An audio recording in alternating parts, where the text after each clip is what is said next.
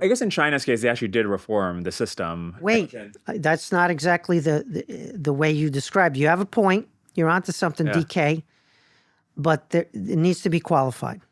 So what happens in Deng Xiaoping's case is the communists have accidentally, that is unwittingly, not accidentally, unwittingly destroyed the planning system. Yep. They have sent down to the village people who do economic planning. They've sent them to manual labor. They have smashed them in the face because they wear glasses in many cases, and therefore they're putatively intellectuals. And so they've undermined their ability to continue the economic system as they had it. But if that's the reason why they weren't able to do planning, shouldn't Stalin's purges and then World War II have also had the same effect on the Soviet Union? Not the political system. Deng Xiaoping never takes down the political system or the ideology. And so you still have today the communist monopoly. Communism can fail at everything. It can starve the people. It can kill the people. It only has to do one thing to survive: suppress political alternatives. So during that resistance, peasant resistance to Stalin in the collectivization episode that you referenced earlier, there's no political alternative.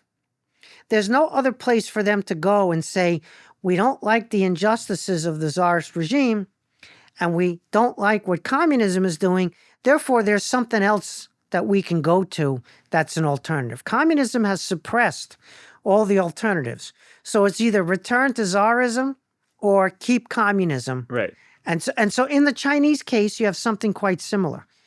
They allow economic liberalization, in part because they have no choice. But they don't allow political liberalization. Right. And so they're able to, quote, reform by enabling the people to generate wealth, jobs, prosperity through market behavior, and it's mostly the peasant class in China, which then leads to family-owned businesses, which then leads to larger businesses. And so society, not the party, creates the miracle in China. And the party tightens its grip because the ideology of the party is when the socioeconomic base has a lot of market in it, it's a threat to the party's rule. So the party has to be even more vigilant against the capitalists in the society. And it turns out that you get to Jiang Zemin, who is Deng Xiaoping's handpicked successor. And Jiang Zemin sees that the private sector is becoming dominant in the country and that the party's monopoly on power is under threat. And Jiang Zemin decides he's going to do something called the Three Represents. He's going to bring the millionaire capitalists into the party. He's going to make them party members. Yep. So instead of the party being against capitalists, the capitalists are going to join the party, and this is going to somehow increase the party's leverage and control and transform the psychology and behavior of the capital. Of course, it fails. Instead, the party members are in cahoots with the millionaires, and they begin to form their own businesses by expropriating other people's property, and the party begins to go dissolute in an anti-Marxist fashion in terms of private property, wealth accumulation. So Xi Jinping comes along. Predictably, he looks at Jiang Zemin's solution, co-opt the millionaires into the party, sees that it failed. Not only did it fail to transform the behavior of the private sector people, it infected the behavior of the party people. So he's going to, instead of bringing the capitalists into the party, he's going to force the party back into the capitalism. So he's going to push the party into the private sector more strongly than it was before. Board directors, party officials. CEO, party official. Mm-hmm. Private sector people who don't cooperate, destroy them, make examples of them, including in the tech sector. Right. So that people get the message that the party is the boss here.